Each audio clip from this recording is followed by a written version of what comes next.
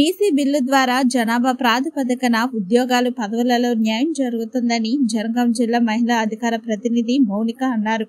Ganapur division కేంద్రంలోని స్థానిక bus stand వద్ద ర్యాలీని నిర్వహించి అనంతరం అంబేద్కర్ విగ్రహానికి ముఖ్యమంత్రి రేవంత్ రెడ్డి, ఏఐసీసీ అధ్యక్షులు మల్లికార్జున్ ఖర్గే, నియోజకవర్గ ఇన్ఛార్జ్ సింగపురం ఇందర చిత్రపటాలకు పాలాభిషేకం చేశారు. ఈ సందర్భంగా మీడియా సమావేశంలో మండల మహిళా ప్రధాన కార్యదర్శి నారగోని పద్మ మాట్లాడుతూ అసెంబ్లీలో ముఖ్యమంత్రి రేవంత్ రెడ్డి ఆధ్వర్యంలో బీసీ బిల్లు ప్రవేశపెట్టడం చాలా ఆనందంగా ఉందని, బీసీ సామాజిక వర్గం అంతా సంతోషించదగిన విషయం అన్నారు. బీసీ బిల్లు ఆమోదింప చేసుకుని రాబోయే రోజులలో బీసీలకు న్యాయం జరుగుతుందని ఆశాభావం వ్యక్తం చేస్తున్నామన్నారు.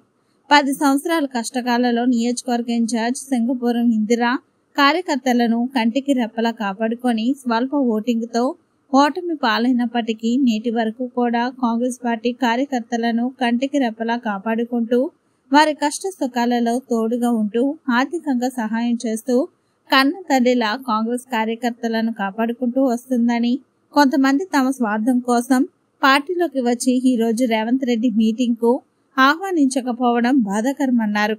ఈ కార్యక్రమంలో బీసీ మహిళా కార్యకర్తలు పెద్ద ఎత్తున పాల్గొన్నారు. ఇన్ఛార్జ్ సింగపురం ఇందిరా మేడం గారి నాయకత్వంలో అసెంబ్లీలో బీసీ వర్గీకరణ ఏబీసీడీ వర్గీకరణ బిల్లు ప్రవేశపెట్టినందుకు మాకు సంతోషకరమైన విషయము.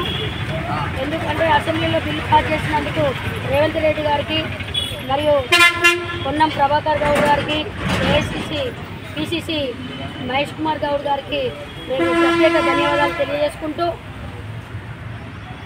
ఈరోజు కాంగ్రెస్ పార్టీ స్టేషన్ గన్పూర్లో బలంగా ప్రతిష్టంగా నిలబడ్డది అంటే మా ఇందిరా మేడం గారు 2 దఫాలు కూడా ఓడిపోయినప్పటికీ కూడా మా కార్యకర్తలను వెన్నంటి ఉండి మాకు ఏ ఇష్టం వచ్చినా కూడా నేనున్నాను అంటూ భరోసానిచ్చుకుంటూ మా ముందు నడిపిస్తున్న మా నాయకురాలు ఇందిరా మేడం గారికి దక్కాలని నేను మనస్ఫూర్తిగా వేడుకుంటున్నా. అంతేకాకుండా మాకు ఈ బిల్లు ప్రవేశపెట్టినందుకు ఏ విధంగా లబ్ధి చేకూరుతుందంటే, మాకు జాబ్ల విషయంలో కానీ, మాకు ఏదైనా రావాల్సిన బీసీ కార్పొరేషన్లోనో కానీ